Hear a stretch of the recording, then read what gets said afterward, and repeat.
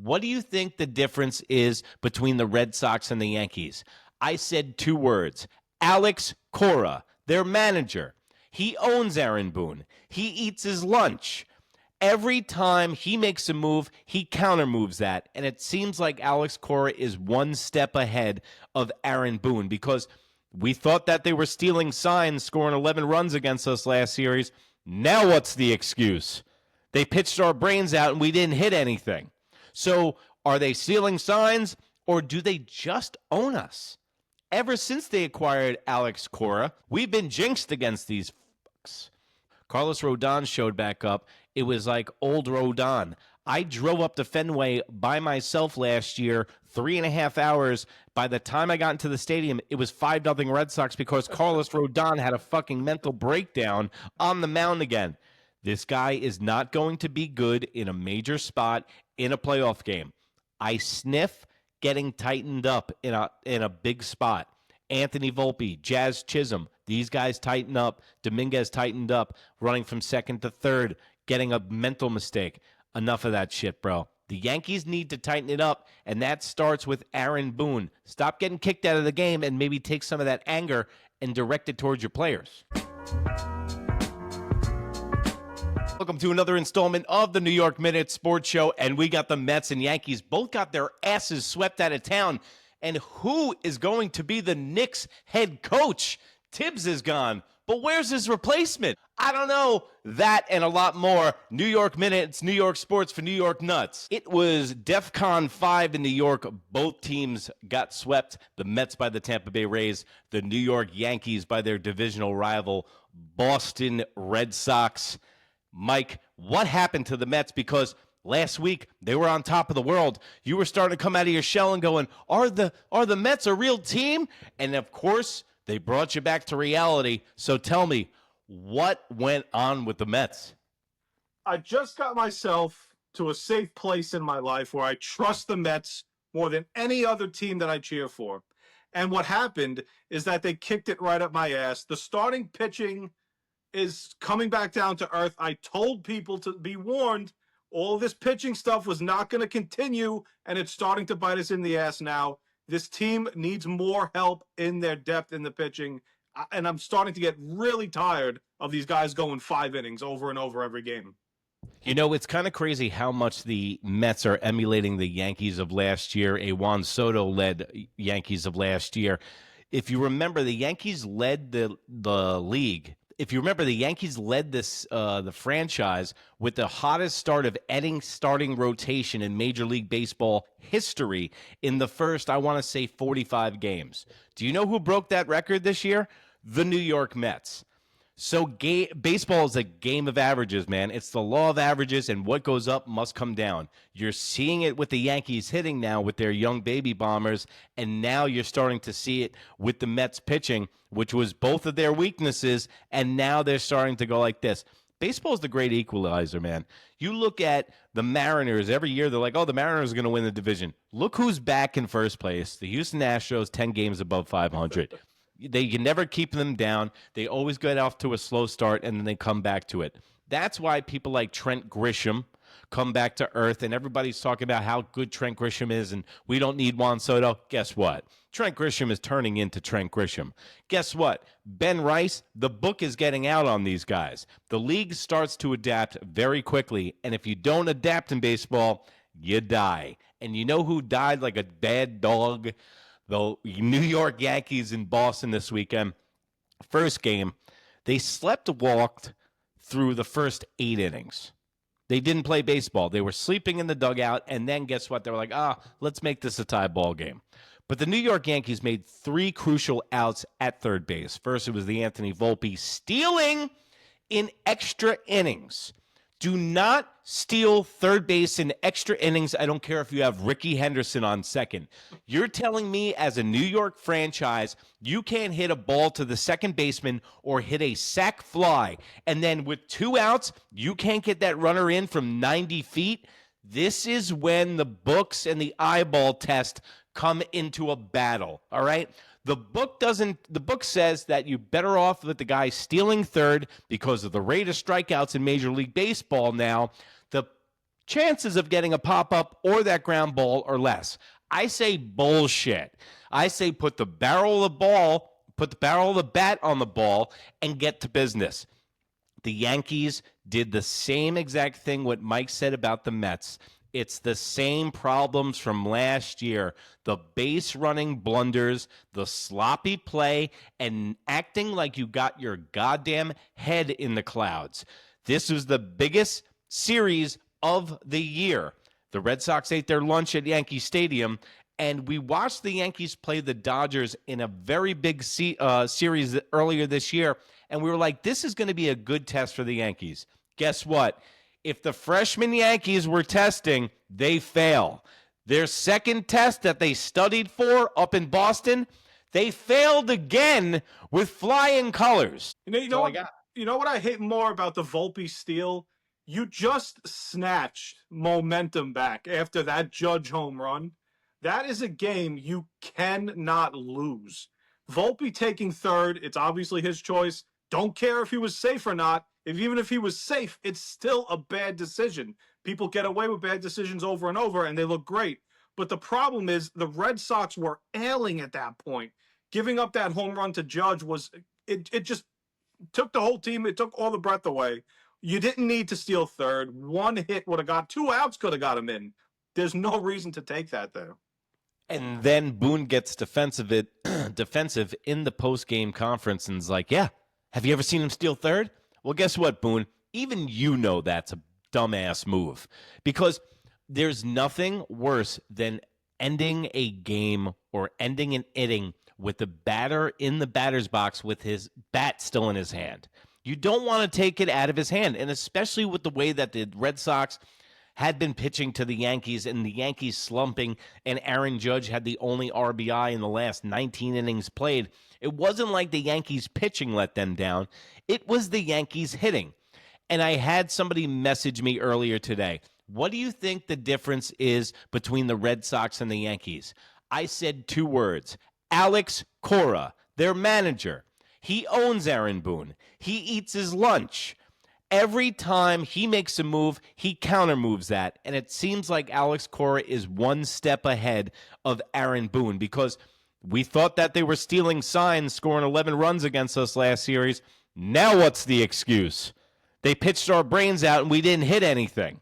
So are they stealing signs, or do they just own us?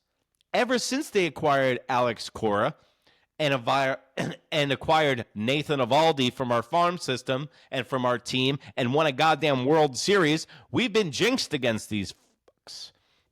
Carlos Rodón showed back up too, Mike. Carlos Rodón showed back up. It was like old Rodón.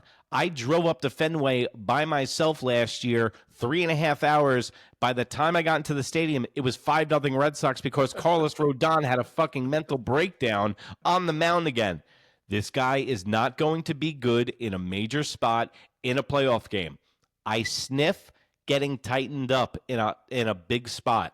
Anthony Volpe, Jazz Chisholm, these guys tighten up. Dominguez tightened up, running from second to third, getting a mental mistake. Enough of that shit, bro. The Yankees need to tighten it up, and that starts with Aaron Boone. Stop getting kicked out of the game and maybe take some of that anger and direct it towards your players. Yeah, and I saw like a quick point about Aaron Boone. What I don't like is the inconsistency of who he chooses to get pissed off at when the situation presents itself. We don't know what's happening in the locker rooms, obviously, but he was so quick to defend Volpe. And when I was watching the end of that game, I didn't see him give him that death stare that he gave to Jason Dominguez when he got ran up in between second and third. So if you're gonna do one for one, you do it for the other. And I know this was a huge problem last year with Torres. People were bitching and moaning that he wouldn't yell at Torres or do whatever he has to do. But I don't see it every single day like a Yankee fan does. Money. He does give Anthony Volpe a pass. He has a soft spot for Anthony Volpe. I've heard it. I've heard him speak the words. You know, it's a great story. It's a great kid. Jason Dominguez needs to get his ass reamed out and needs to get the death stare. I want the death stare from the manager. I want ramifications to your actions on the field but as a manager, Mike, you did not prepare this team well enough. This team did not show up. And I know when you don't hit, you look like you gave up. but there's a difference. I can tell the difference. I've been watching baseball long enough. These guys were flat-footed. I think they came into Fenway taking these guys for granted and thought they were going to beat the shit out of them. But I don't know where they got that clue. And then the Red Sox know how to pitch to the Yankees. So that is pregame, and that's managing, bro. And Alex Cora is one of the best managers in Major League Baseball. And he's a champion, obviously. It all comes together with the Red Sox when they play the Yankees, getting themselves a game over 500. Mike, right after the game, I'm licking my wounds. I'm sitting here going, holy shit, the Red Sox are going to be there at the end of the year at the division. I'm staring at the division, watching it shrink up, and then I get an alert on my phone. Breaking news, Rafael Devers traded to the San Francisco Giants for a bag of balls. Have a good night, Boston. And then it's Cope all day from Dave Portnoy going, it's a contract dump. Don't give me any of that shit. A week ago, he was an MVP candidate. And you guys were going, Alex Cora said his specific words were, he is my DH. He don't need to play first base, like he was getting his back. And guess what? He was on the plane and it was, put the bunny back in the basket. You're going to San Francisco, Hammer. Yo, what do you think about this trade? Personally, what would be the greatest troll job of all time? If Rafael Devers plays any position the Giants ask him to play. And he says third, first, center, whatever you need. And we're out here in San Francisco, and Rafael Devers, surprise defensive move in center field tonight. Yeah, anything they need. And it's the seventh inning. They're down by 2 runs. Out of the bullpen comes Rafael Devers. Yeah, I don't want to hear Red Sox fans. I saw like 95% of them are like pissed / trying to cope. This is inbred. You forgot about inbred. Yeah, this is one of the best hitters that they've seen in a decade on this team. You don't just trade him for what they trade him for. Jordan Hicks stinks. He's got a 5 ERA. He can't throw. He can throw the ball 108 miles an hour, but he can't throw it down the plate. They got a couple of low prospects. I don't care about prospects. You just traded one of the best hitters in the last 5 or 7 years in your franchise for nothing. Because why would you give him that deal if your intentions were to just trade him at 2 years into it? Well, my buddy's a comedian, and he's a Red Sox fan, and he's texting me after the sweep, MVP. He writes, and I put it on my Instagram, and I have the real-time conversation. Devers is an MVP, and I was like, listen, because he was sending me pictures of sweeps, and I was letting it slide, and then I was like, all right, take it easy, first of all, and then second of all, he's not an MVP. You guys were trying to run him out of town, and then he just writes, if you hear a gunshot, it's me. And I was like, what's going on? Next in, he gets traded to the Giants. Bro, this is great for the Yankees. Yeah. Garrett Cole is breakdancing in the streets right now with his arm in a sling. He's doing the most awkward dance probably somewhere right now. And he's like, that Cole, he's like, it's not easy being green, because I think Garrett Cole is Kermit the Frog, but that's neither here nor there. The Red Sox lost their best hitter. Red Sox lost their best player. They just got 10 games above 500, and they're selling before the deadline, it looks like to me. Something I'm curious real quick. I would love to, does this mean the Red Sox are, like you said, are they can I pry a few players away off that team? I would, as a Mets fan, I would love a guy like Duran and possibly Chapman to add to my bullpen. Little things like that. I think, well, what do you think about this? Why didn't the Mets kick the tires on Rafael Devers? Well, I think they got a future DH on their roster anyway. So to add another one. Oh my God. They would be like, it would be like Tugboat and Typhoon. It'd be the natural disasters. Yeah, the natural disasters. After 6 years, they just have sumo wrestling. Yeah. And don't forget about the fireworks show and sumo wrestling tonight at Citi Field. He got what's his name? You got what? You got Howie Rose doing the matchup for the game. So Rafael Devers is gone. I was licking my wounds. Now I'm celebrating in the streets. Goodbye. The witch is dead. He owned the Yankees. Also, the Giants are only renting him for half a year. So what about this? The Yankees need a third baseman? That short porch in right field. and to stick it up the Red Sox ass. Get Rafael Devers in the offseason, because guess what? You got some coinage coming off the books. So I'm cool because I've said it for years. I want him as a Yankee, dude. And you know what? Judge can play first base, knock on wood. He is a very athletic guy. He seems like he's in great shape, so we'll keep that going. But baseball in New York was not a good weekend. But you know what was good this year? The New York Knicks were good this year. But you know what's not so good is the coaching search. So, Mike, what camp do you fall under? They have no plan, or they're playing possum? I'm under they have a plan, I think they have a plan. Leon Rose is too sly of an agent. He's not going to let this team just go without a plan. He knows exactly what he's doing. It seems unique, right? Because Thibodeau gets fired, but all of these people getting asked for their permission to speak to teams, it's all a part of a master plan. I will go to my grave. It is all a part of a master plan to get Jason Kidd as this head coach. I think that was target number one. I think it's still target number one. And the only reason you go after all those other people is to avoid the tampering issues that Leon Rose does not want to have to deal with in the offseason. I think this coaching search is as simple as an NBA Finals with the OKC and Indiana Pacers in it. They need something to talk about.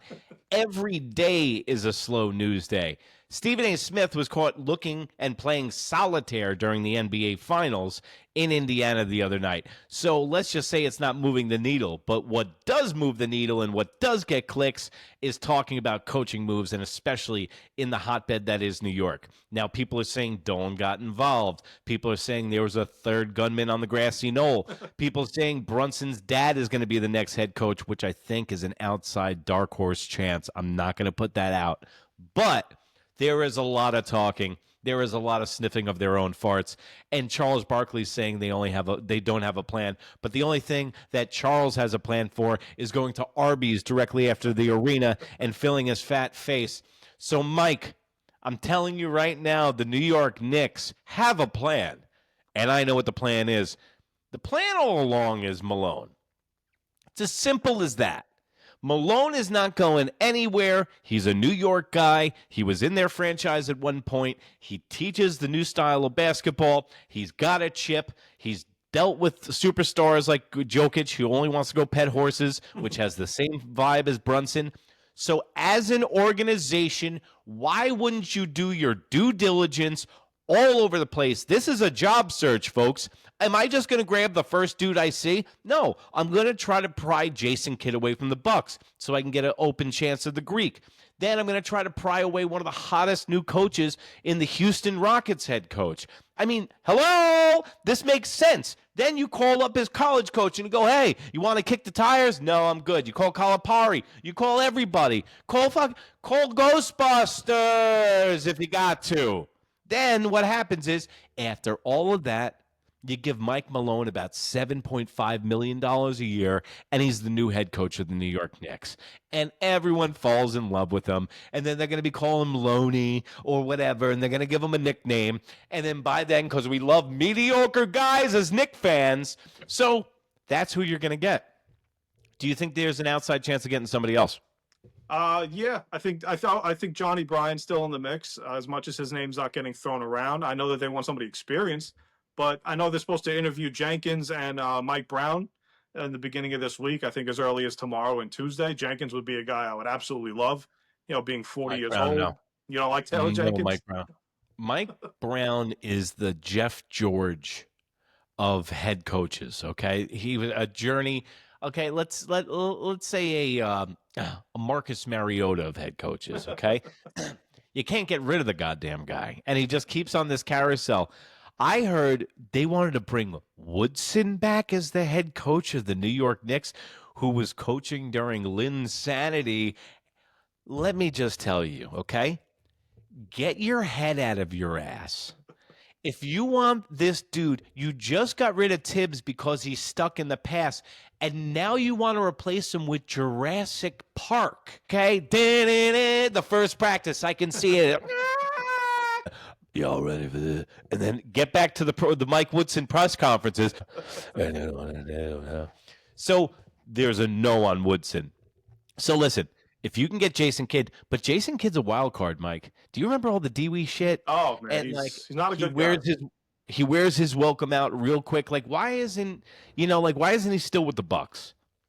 Well, yeah. What did we do? He coached the Nets, and then he weaseled his way to the Bucks, and then he weaseled his way to Dallas. I think he got fired from the Nets because he got a Dewey. Well, yeah. And then he beat his wife. Well, that'll do it, probably. Yeah. So there's a lot of checkered past, but everybody can change. Just like Rocky said in Rocky 4, if yous could change, we alls could change. And then yous can change. And if Kidd's holding up that trophy, nobody, as bad as it sounds, no one's really going to care about his off the field or off the court stuff. Knicks fans just want to win. So there was a trade in the NBA. Who got traded? Desmond Bane got traded from Memphis. Oh, you want to visit the doc? I never. So, if I heard he got a boatload of picks for this dude. What this is good for Knicks fans is this takes a little bit of heat off the Mikal Bridges deal, because Mikal went for 5 unprotected picks. Now this kid Desmond Bane, he's a good player. Don't get me wrong, very good player, on tier with a guy like Bridges at his peak. He went for 4 unprotected picks and a pick swap. Plus, they got Caldwell Pope, and they got Cole Anthony, who Knicks fans they're a big fan of his father. But so you're telling me is what he got for that. Mikal Bridges and Karl Anthony Towns should be able to get a super team in return. If that quality of player got that in return, now Mikal Bridges' deal is aging well, kind of like the Bryce Harper deal, which everyone thought was crazy at the time, but then it's like, wait until – this is why Leon Rose is playing 3D chess. Yep. It's because not only is Leon Rose a general manager of the New York Knicks, he's a goddamn agent. So he's thinking 6 steps ahead financially, and what happens to a lot of general managers – in basketball is they're brainiacs, they're Harvard guys, and they're basketball dudes, but they're not math guys. They're not business dudes. And with Leon Rose, you got Voltron. You got forming both business and basketball guys together, and that's why I think, Mike, you're so confident in this crazy deal coming out. But you know what, man? I think if they go with the team that they have, they shore up the holes, and they get a guy like Malone, let's just try to go. Because just like Joe Torre on the New York Yankees, everyone was like, who is this guy that we brought him in? He just needed to chill the locker room out, and he needed to find out what actually made these guys tick. So no news on any of the trades. The New York Knicks, we haven't heard anything yet. All it has been a big coaching search. And, Mike, so at the end of the day, do you feel like the Mets are going to be able to turn this around, or will this continue? They're going to turn it around. They got a nice day off tomorrow. We could all relax, take a breath. Then they got 3 with the Braves, 3 with the Phillies, and then 3 more with the Braves. So this next stretch, they could either bury these teams, especially Atlanta, or they could let them back into the mix. So I think they'll be fine. I think that might lead us right up until the Mets-Yankees series on the 4th of July. Yeah, that'll be a lot of fun. By the way, let me look at my 12-year-old calendar here that I got at Yankee Stadium. We got the Los Angeles Anaheim Angels this week and the Baltimore Orioles at home. We got a home stretch. Going to have to make my way over to the stadium.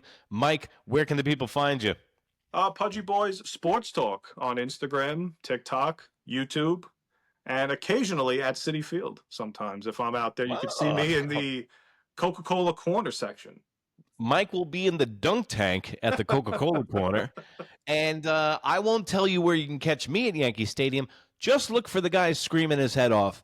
Bye. Let me just stop this. It's New York Minute Sports. It's New York Sports Talk with Sports Nuts. Don't forget to follow us on Spotify and YouTube.